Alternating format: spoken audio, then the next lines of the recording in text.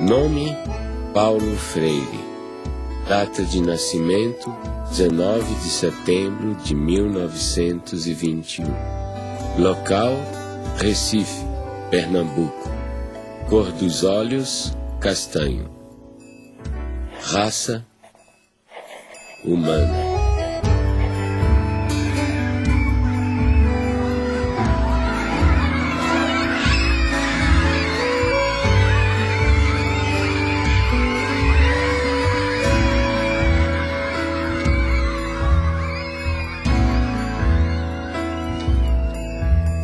Meu primeiro mundo foi o quintal de casa, com suas mangueiras, cajueiros de fronde, quase ajoelhando-se no chão sombreado.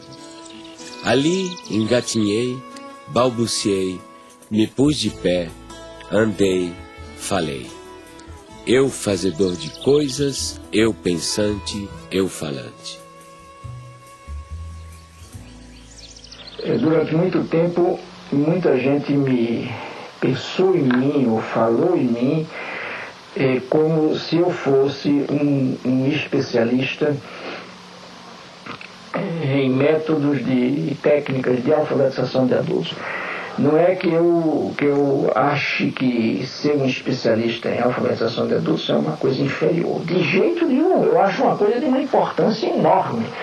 Mas só que a minha preocupação desde o começo era um pouco mais gulosa do que essa. Quer dizer, o que eu buscava já naquela época, nos anos 50, era uma crítica à educação brasileira. Em Angicos, uma pequena cidade no sertão do Rio Grande do Norte, à beira da antiga estrada de ferro, começaram uma revolução. Sua primeira fase durou apenas 40 horas. O alvorecer de autêntica reforma de base que está repercutindo em todo o Brasil e que possivelmente logo envolverá o país inteiro.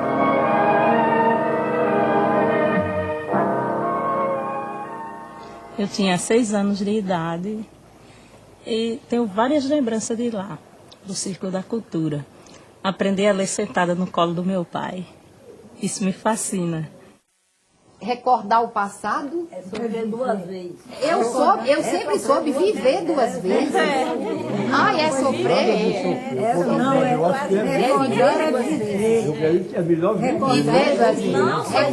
Olha, pela maioria, eu sempre soube que era viver. Recordar o passado é viver. Recife. Ninguém mais pode ficar indiferente ao problema do analfabetismo em nosso país. As soluções aí estão.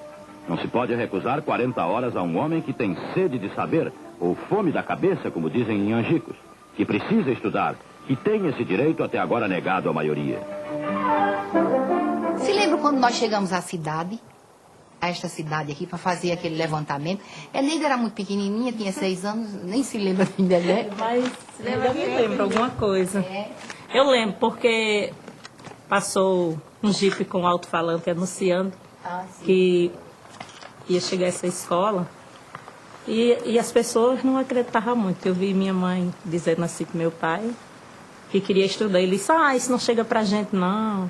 Cabia a nós fazer um plano de alfabetização e educação de adultos visando 100 mil matrículas, uma maneira de mudar a situação.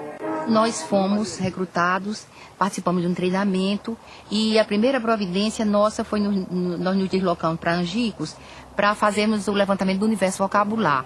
Então íamos de casa em casa e ao final selecionaram, ele selecionou em Recife as palavras geradoras. No conjunto delas estava contido justamente todos os fonemas da língua portuguesa. Começando do mais simples, por exemplo, em Angicos a primeira palavra geradora foi belota. Então você sabe, belota são 3 sílabas fáceis, mais fáceis, não é? E muito usadas. Então, a partir das palavras, quando nós vencemos todas as sílabas, aí começamos a formar as frases. Olha, a velocidade com que isso ocorre, na primeira aula de alfabetização, quando se vai escrever num caderno, a folha do caderno é insuficiente para escrever 3 sílabas. E o lápis fura a folha do caderno. Naquele momento em que eu comecei a aprender com a classe trabalhadora, o que significava ser uma consciência dependente, uma consciência política dependente. Um ciclo da cultura é o nome que nós demos, Paulo Freire deu, para substituir a classe de alfabetização. Porque na classe de alfabetização permanece aquele sentimento de A sobre B, ou seja, de um professor que dita, um professor que diz, que transmite uma educação bancária, entende? E alguém que recebe. Quando nós chegamos em casa às 10, 8 horas da noite, 7 horas da noite, os meninos estão endiabrados porque não comeram bem, estão sujos, não tem água para tomar banho. Os meninos estão com fome, chateados, cansados, aborrecidos e impertinentes, e nós não podemos deixar de dormir, porque no dia seguinte, às 4 horas da manhã, a fábrica apita para acordar o bairro inteiro. E aí dizia ele: agora, como é que o senhor vai querer que, com uma situação como essa, a gente tenha o diálogo que o senhor quer? E eu morto, quer dizer, o homem fez naquela noite uma análise de classe que eu não tinha sido capaz de fazer. Noite após noite, 1 hora por dia, aula, que é o voto. Quem vende o voto não pode mais reclamar trabalho. Quem vende o voto é a massa. Povo vota com consciência. A política, né, na época, havia muita pressão, né, aos movimentos sociais, e nós estávamos em pleno trabalho de alfabetização em 64, quando houve o golpe. E quem estivesse naquela escola estudando, quando viesse, aí pegava aquele povo todinho e levava, prendia. Sim, aí todo mundo ficou com medo, né? Eu sei que papai chegou em casa e disse: olha, minha filha, mamãe, você disse ajuda que for de papel, ajunte papel, lápis, livro, e faça um foguinho, bota em cima e toca o foguinho tudinho. Desse mesmo jeito eu fiz. A mesma coisa eu fiz. Eu peguei todo o meu material, que eu tinha os slides, tinha tudo. A pena que eu tenho, se lembra daquele projetor, que era um projetor a gás, que eu ficava até não sei que hora da noite bombando, e a lâmpada Coleman, tive que dar fim a tudo, porque eu enterrei no muro da minha casa. Tenho a convicção de que o Brasil seria outro hoje se essa atividade não tivesse sido interrompida brutalmente, pelas razões que foi, ou seja, para inviabilizar exatamente a emergência desses que o projeto político pretendia e conseguiu que continuassem como excluídos. O objetivo foi esse, não foi outro. Não era nada pessoal contra Paulo Freire, contra mim, contra quem participou dessa atividade. E eu sempre me emociono e fico me lembrando, porque aquilo era feito com o coração. Com amor, né? Com amor. Sei votar, aprendi a escrever meu nome. Tive em outras escolas, mas o que mereceu mesmo, que descolou mesmo, que eu me orgulhei em dizer eu não sou mais analfabeto, foi Paulo Freire. Paulo Freire colocou o oprimido na história. Ele deu visibilidade a alguma coisa que estava lá historicamente sendo invisibilizada pela cultura dominante. Então, pondo no palco da história o oprimido, ele estava fazendo um ato revolucionário. A concepção antropológica de Paulo Freire é muito simples. Primeiro, você é um ser curioso. Então, a curiosidade é uma categoria fundamental, principal. Segundo, você é um ser inacabado, incompleto, inconcluso. Portanto, você precisa do outro. Né? E terceiro, né, se você nasceu como um ser de ligação, conectivo com o mundo, e você comparte com o outro, né, compartilha com o outro o mundo, né, esse mundo está em transformação. Portanto, a antropologia de Paulo Freire está baseada na ideia de que o ser humano está em constante evolução, em constante transformação. Primeiro, se nós somos um ser curioso, a primeira coisa que vamos fazer é ler o mundo. Então, a leitura do mundo é um princípio fundamental da teoria do conhecimento de Paulo Freire. A segunda é a tematização. Pegar aquelas palavras geradoras, aqueles princípios geradores, aquilo que o povo conhece, no caso do método de alfabetização, né? Aquilo que o alfabetizando conhece, e descobrir o que significa. E a terceira é a problematização. Você vê, a problematização é o momento culminante do método freiriano.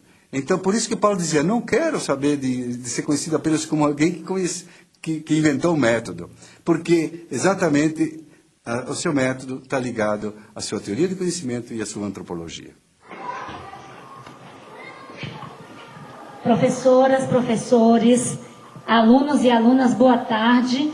E nós já estamos em nosso horário de começarmos o nosso turno vespertino. Nós teremos as nossas atividades na sala do Lego, na biblioteca, atividades de agricultura, e com certeza será mais uma tarde de uma construção da nossa aprendizagem.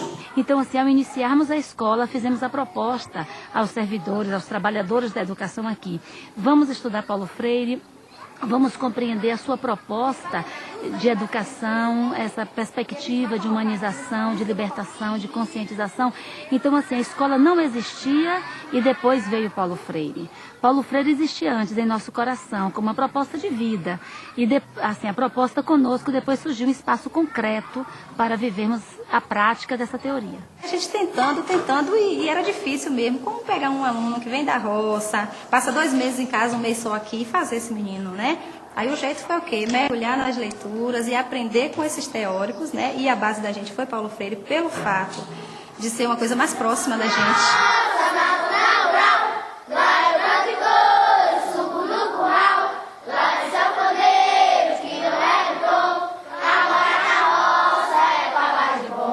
As crianças que nos chegam muito diferentes das crianças que são urbanas.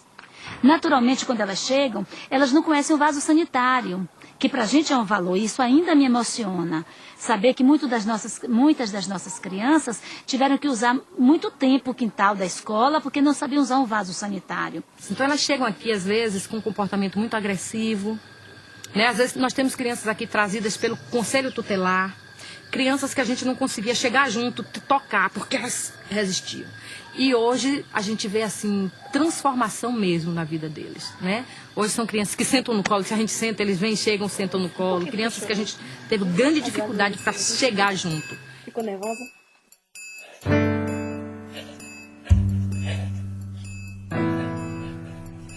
Para mim, o exílio foi profundamente pedagógico.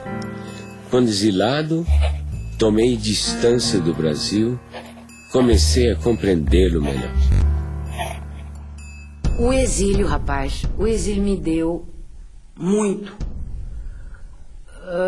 Só que o preço do dado é equiparado, tá fazendo? A quantidade que tu ganha é a quantidade que tu tem que pagar. O preço é alto, o preço é e foi alto. Olha, eu só não te diria que eu me sentia destroçado, porque afinal de contas é muito difícil que eu me destroce, entende? Mas eu sofri profundamente. Então havia dimensões da nossa cultura que me fustigavam, como por exemplo o gosto da comida. Nós, claro, tínhamos muita saudade do clima, da gente, da língua, né? Mas a estrutura familiar na questão da comida, por exemplo, do universo, né? Da cultura, nós tínhamos tudo. Todo dia minha mãe arrumou feijão não sei aonde, e galinha de cabidela, que ela ia, achava no mercado Las Vegas, trazia e fazia a jeba da galinha. Era uma comida que se você entrasse... Era uma casa pernambucana, era uma casa brasileira.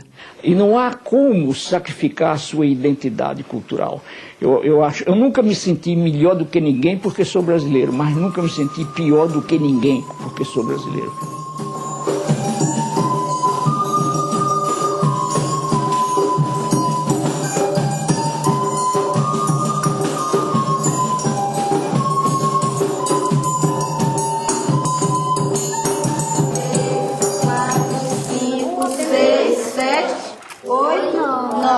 A resposta vai ser o quê? Rede resposta. Quantas gudes ele dividiu? 9. sobrou 9 goodies para cada colega. 9 goodies.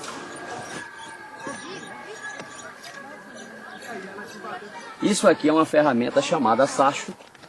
Ele tem uma ponta justamente para poder fazer o quê? Para poder fazer a cova. Então nós vamos fazer a cova e a beterraba já está aqui. Nessa posição ela não pode entortar a raiz porque senão vai deformar. E aqui nós vamos fazer esse procedimento. Pronto, tá faltando. Coloque aí no local, um pouquinho mais, ó. A raiz ficou um pouco baixa. Ao retornarem para casa, eles levam daqui da escola algumas sementes. Cenoura, beterraba, das hortaliças que eles já cultivam aqui. Lá eles têm o objetivo de, ao chegarem lá, passarem para os pais o conhecimento que eles acabaram adquirindo aqui ou então que reforçaram já tendo esse tipo de conhecimento. Lá eles fazem o que fizeram aqui. Alguns já se vendem, eles chegam falando, ó, a gente ganhou dinheiro, porque eu plantei o coentro, plantei alface, plantei isso aqui. E aí eles vendem isso e ganham dinheiro, né? Aí ensinei a meu pai, a fazer assim como o professor ensinou. E ele sempre ensina, traz a semente da planta, ensina como é que os professores lá ensinam para eles plantar. Eu digo, já aqui nós plantamos diferente. Nós chamei a terra toda. Ele, não, mãe, não é assim. O professor lá ensina para nós fazer arleira, estamear a sementinha. Depois, se tiver junto, ele vai, arranca um pouco daquela muda para poder ficar mais embastido. Ele sempre conta tudo. O exercício de tornar-se capaz de ler e escrever exige de quem realmente aprende uma postura de sujeito que cria o seu próprio aprendizado. A comunidade freiriana, para nós, né, é esse conjunto de instituições, pessoas que partilham a identidade do legado de Paulo Freire, né? E o que significa isso? Na verdade, são associações, grupos, instituições que vão se formando no mundo. Por exemplo, Portugal e Espanha. Em Portugal ocorreu o Fórum Paulo Freire em 2004, este ano agora, 2006, né, na Espanha. Enfim, são centros de estudos, né, freirianos, né, pesquisas, espaços de formação educacional. Oi, Luísa Cortesão. Primeiro, quero te agradecer muito pela sua contribuição aí de Portugal nesse documentário. Gostaria que você falasse um pouquinho o que é que vocês estão realizando, a experiência freiriana do Instituto aí. Está a ver, portanto, são debates muito aprofundados e muito fundos sobre questões teóricas que têm que ver com problemas que são sentidos na realidade. Fizemos, o título é a exclusão ou as exclusões. E fizemos, por exemplo, uma análise de problemas de exclusão social, de problemas de exclusão na saúde, de problemas de exclusão na justiça, de problemas de exclusão no trabalho, de problemas de exclusão na educação, e agora se vai terminar com uma análise sociológica da problemática da exclusão. O que te levou a fundar uma cátedra Paulo Freire aí na Suécia, num local em que, digamos assim, há tão poucos oprimidos? Aquí en Suecia, después de los años 70, que la gente conoció aquí a Paulo Freire, hay un renacimiento de interés. Aquí en Uppsala hay un proyecto muy interesante de desenvolvimiento sustentable, medio ambiente, ¿no? Y esta gente está muy interesada en los esquemas de concientización, ¿no?, de pensamiento crítico freiriano. Efectivamente, he trabajado con grupos étnicos oprimidos, incluso grupos indígenas, con camponeses, con operários também, não? São dois traços de personalidade de Paulo. Primeiro, essa generosidade do menino aberto ao mundo sempre, que quer conhecer, essa alegria de conhecer o mundo. Segundo, a conectividade, que já é uma qualidade do adulto, a conectividade e a relação. Eu acho uma definição perfeita para qualquer ser humano decente. Ser um menino é guardar um pouco toda aquela carga de emoção da criança e a conectividade, que já é um projeto das pessoas adultas. Paulo Freire foi um menino da zona rural igual a gente, que aprendeu a ler debaixo da sombra da mangueira, que gostava de ler, gostava de escrever. Foi um homem que queria transformar o mundo. o momento em que o pai estava a trabalhar, né? Na famosa biblioteca, no espaço de trabalho dele, né? Eram momentos assim que as brincadeiras mais ruidosas nossas, né, tinham que ser, né, afastadas, porque o pai, quer dizer, são coisas que ficam assim, né? São mensagens, estás a perceber, que te marcam rotundamente o corpo, né? Ele era uma pessoa frágil à maldade humana. E minha mãe sustentava a reversão disso no sentido: acorda, Paulo! O que você está pensando da vida, Paulo? Que é isso? O mundo é isso mesmo, Paulo? O paizinho nunca foi assim um pai no sentido de um pai físico muito constante. Não foi, isso não tem problema nenhum, digo isso mesmo, porque assim eu o percebia.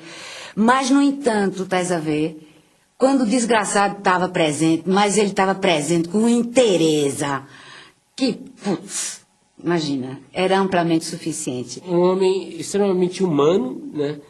Extremamente bondoso, mas que também sabia ser muito duro quando era necessário com as pessoas, né? Quer dizer, ele tem uma frase dele que diz assim: se alguém quiser me insultar, que me chame de santinho. No campo pedagógico é muito mais atual Paulo Freire, porque a Unesco, por exemplo, colocou os 4 pilares da educação do futuro, né? Aprender a conviver, aprender a fazer e aprender a ser. São esses 4 pilares. Isso está dentro da teoria do Paulo Freire. Só que Paulo Freire acrescentaria um 5º, aprender por quê, contra quem, a favor de quem. Ele politizaria muito mais esses 4 princípios, 4 pilares da educação do futuro, evidentemente. Ele sempre coloca a questão do porquê. Vocês sabem o seguinte, que o computador ele é feito de partes. Nosso trabalho aqui parte da realidade desses educandos que vêm da zona rural, né? A gente procura estar trabalhando com tudo que é próprio do cotidiano deles, mas a gente não permanece, né, nessa realidade. A gente começa a trabalhar justamente inserindo a internet, a informática, né, nessa vivência dele aqui, para que ele transforme essa vida. E abrindo possibilidades novas para eles, né? São 600 crianças divididas em 3 grupos. 3 grupos de 200. Enquanto nós temos conosco 200 crianças imersas numa educação formal, nós temos 400 crianças em suas casas, sendo visitadas pela equipe itinerante. Então, lá na roça, a equipe itinerante corrige atividades, dá orientações, trabalha com a questão da agricultura, que já é trabalhada aqui, mas fortalecida em casa, porque as crianças ensinam também aos seus familiares, e a equipe itinerante faz uma avaliação desse trabalho, assim, que a escola orienta para o aluno executar em sua casa. 2 mais 5. 7. 4 mais 1. 5. Então a senhora tem que dedicar, assim, dar um tempo para ela, para que ela possa estudar. Que a gente sabe que ela ajuda a senhora na lavoura, sim, mas ela tem que ter, assim, um tempo disponível todo dia para fazer a atividade dela. Tem pais que dizem assim, que 2 meses em casa, eles ainda dizem assim: professora, não deu tempo para os filhos fazer as atividades. Porque às vezes eles tiram os filhos das atividades que levam para casa para pôr na mão de obra, porque tem que ajudar.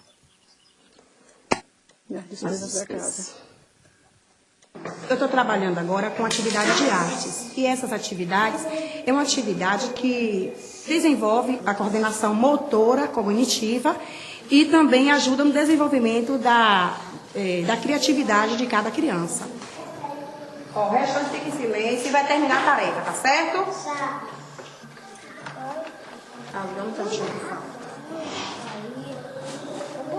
Nadson, pode vir, Nadson.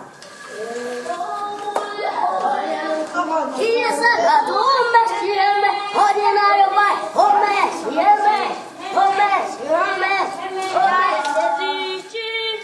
E tomar o banho bem o quê? Passar o sabonete no corpo, atrás. No banho, tira a calcinha e tipo os meninos tiram a cueca. Lave a parte íntima de vocês bem lavada. Fica lá sujinho, Aí vai criando sujeirinha, sujeira, sujeira, e daí cria dor?